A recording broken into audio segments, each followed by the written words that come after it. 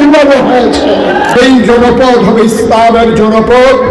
সব দলের দেখা শেষ, সামনের দিনে আলেম ওলামার বাংলাদেশ বলেছি।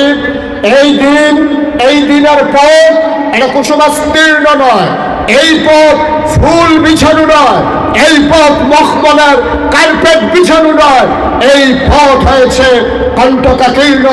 নবী যেমন আঘাত ছাড়া একটা দিন কাটাতে পারেননি, সাহাবায়ে কেরাম যেমন করে প্রতিনিয়ত নির্যাতনের শিকার হয়েছেন, আজকেও আমরা দেখতে পাচ্ছি বাংলাদেশে যারা ইসলাম কায়েম করতে চায়, যারা ইসলামের ধারক বাহক হিসেবে নিজেদের পরিচয় দিতে চায়, বিনা অপরাধে মিথ্যা সাক্ষী সাজিয়ে তথাকথিত আদালতে তাদের বিরুদ্ধে রায় দিয়ে আমার নিরপরাধ মানুষগুলোকে ফাঁসি কাস্তে ঝুলানো হয়েছে।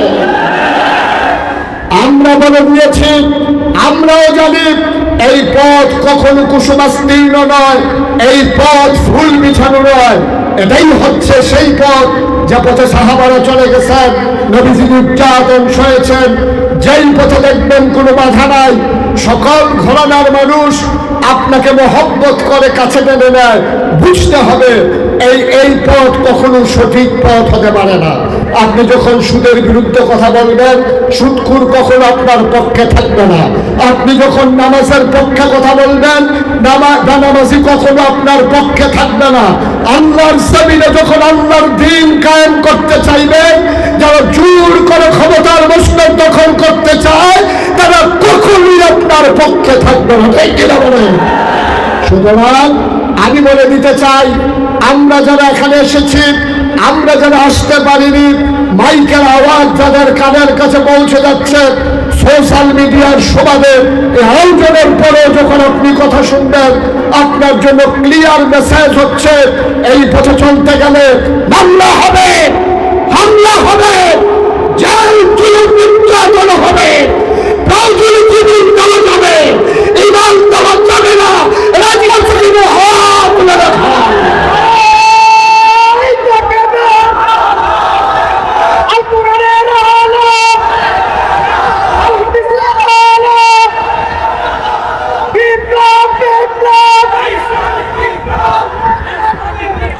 সুতরাং আমাদের সব দেখা হয়েছে ৭১ সাল থেকে ২০২৪, ৫৩টা বছর বাংলাদেশ স্বাধীন হয়েছে।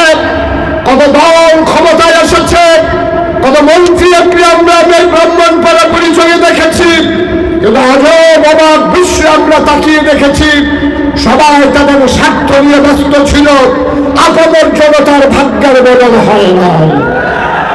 সুতরাং আজকে আমরা জানিয়ে দিতে চাই, সব দলের দেখা শেষ, সামনের দিনে আলেম ওলামার বাংলাদেশ।